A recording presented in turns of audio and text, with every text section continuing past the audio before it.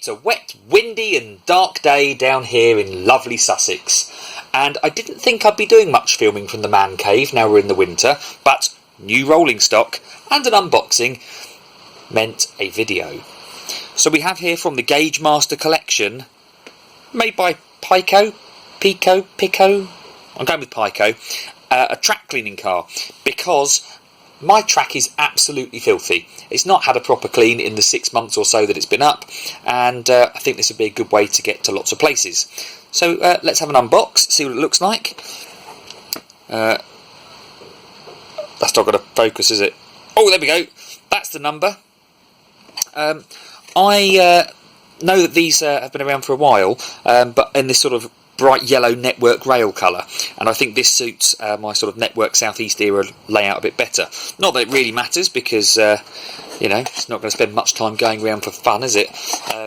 But I found the yellow a bit garish, so here we go.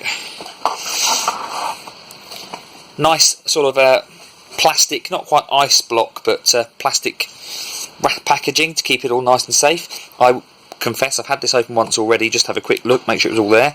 It is taped down at both ends. This end I untaped, so it's got like a very thin cover that you lift off. So because it's not a proper block of ice style, you have to lift the carriage out sideways.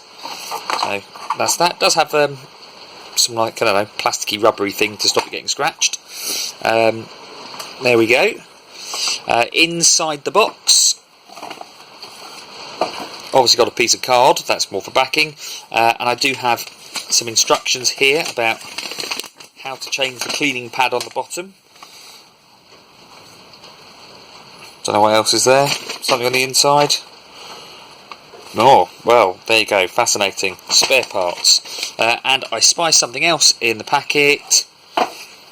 Oh, it looks like it's going to be a little flyer for Piko stuff. Now, obviously, Piko are HO gauge, whereas we here in Blighty are 00, but it doesn't really matter. The wheels are the same width. It'll do the job, I guess, hopefully. Clean the track. One of these days I'll invest in a better camera and we'll be able to get a better close-up of various models on the layout, but this is the best I can do in, well, the one lamp I've got out here running off an extension cable. The brownness, I'm not sure, shows up particularly well, but that's what it is. I think it's called Bauxite. You can see, hopefully, lots of printed detail. It's not 3D moulded or anything. Just poses a bit of a disappointment, but it's not really supposed to be a serious model. Like these handles here, they're just printed on, and that handle there. If you have a look underneath, you can see obviously the two wheels, but in the middle is the magic bit. It's basically, as has been described to me, a track rubber, but it's on springs. So I don't know if you can see it springing up and down. I'll try. There we go. And as it goes around the track, it cleans the track. It is quite weighty. You know, it's probably the heaviest piece of rolling stock I own, but that's part of what it's supposed to do. It's supposed to be heavy, push down on the track and give it a clean. It is going to require a fairly meaty locomotive to push this round, so I think we'll get my Class 50 out, because that seems to do a good job normally. Why clean the track? Asked nobody who's ever done model railwaying before. Well, we have here my son's little 040, there you go, Hornby cheap train, and you can see it actually it's running along there because it's already at like 60% power. Oh, now the train itself does not have a problem. It is definitely the track. We'll just change direction.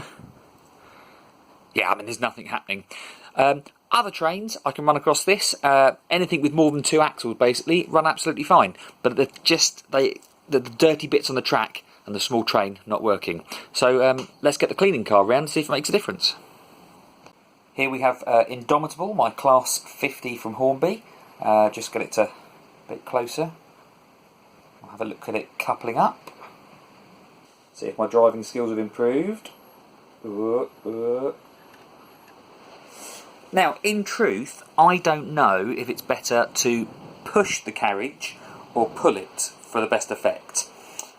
something tells me pulling it might have the better mechanical advantage, but I don't really know. We're going to pull it, see what happens. Here we go. Well, it didn't come uncoupled.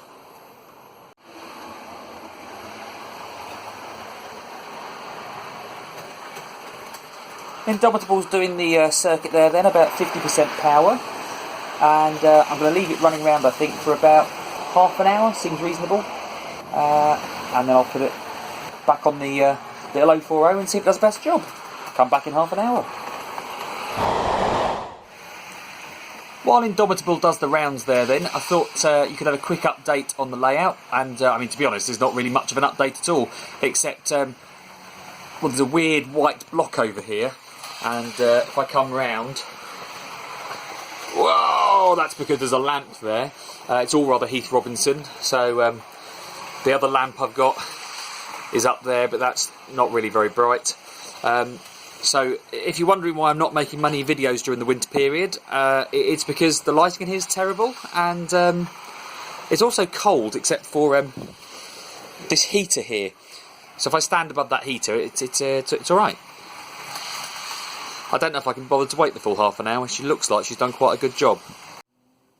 So here we have my son's 040 Hogarth Stone, and we're going to see if the track cleaning has worked. This train was sort of stuttering along before this, so let's see.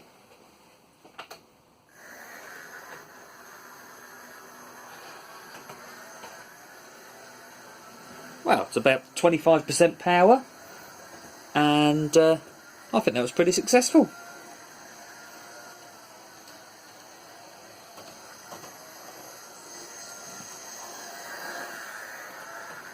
No stuttering now. So I have here a cotton bud I've just dunked in IPA, and I'm just going to twist it round. And I don't know if the camera shows that, probably not, because it's not on the right side. Hang on then. Is that any better? Anyway, the point is, it's very, very clean. I'll put the other end of the cotton bud in, and I'll try it on this side, on the dirty side, so you can't see now. Apologies. Okay, there we go. So this side hasn't been cleaned, and I don't know if you can see that on the camera, but there's definitely, let's try, you can definitely see some grey muck on it. So whatever's happened, definitely the little track cleaning car has cleaned the rails.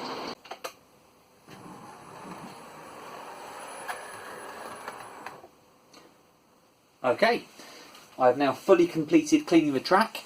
Observant viewers will have noticed a couple of things. Firstly, the camera angles are all looking a bit similar now because it's now dark and I've only got this light, so apologies for some of the earlier darker camera angles. Secondly, my Hornby Class 50 has turned into a Dapol Class 73, and that's because Indomitable now looks like this. Yeah, I've kind of had to take the bogies apart. Turns out that the thin wire soldered onto the bogies for power is no longer soldered on, since it did things like this, lots, which I think's a bit of a, well, poor design feature. Anyways, there is one last thing to show you, and that's when the Class 50 went wrong, I had to find another loco to pull it, and my Class 73 here was just the ticket.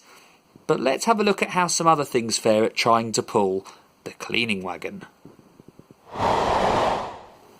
So if you've read or watched any reviews for this Cleaning Wagon or any other, they all tell you that you need a fairly substantial loco to pull it along.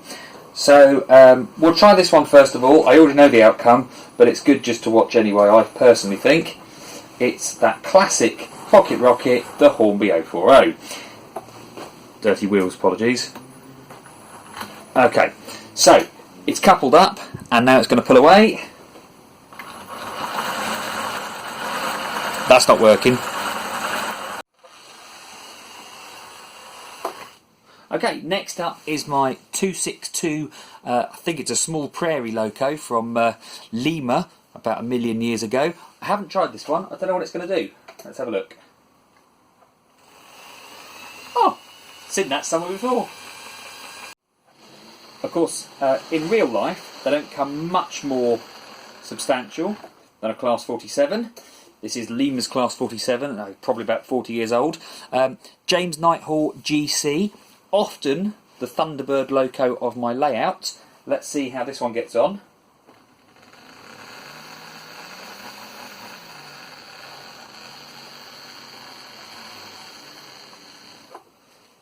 It can manage it, but I think it's fair to say that's definitely not ideal. So, the Dapol Class 73 can manage it. The Hornby Class 50 can manage it. I've got one other, maybe two others I'd like to have a look at. Okay, so I've not tried this loco out, and I'll be honest, I'm just curious to see what it will do. It is Bachmann's Class 419, Jaffa Cake MLV. Just check that's coupled up, not quite. There we go. I genuinely don't know what this will do. I suspect it's too light, but you know, I looked at it after I cleaned everything else and thought, oh, I wonder why I didn't try that. That answers that question. It's too light. Alright, one more loco to try, and this could be interesting. Alright, well, this is the last loco I'm going to test, and of all the locos I've tested, this is the one I'm most curious about. It's not big, but it is quite weighty, and I suspect it could go either way. Let's find out. So it's my little Class 08 shunter from Bachmann, Eagle. It's a very small, low-speed shunter, but I think this could have the meat for it. Let's find out. Ah, well, there you have it. It really does need to be a substantial locomotive. Bobo or Coco, doesn't seem to matter as long as it's relatively new and very weighty. Well, that's it from the railway here, I guess. Until we meet again, travel safely and Merry Christmas.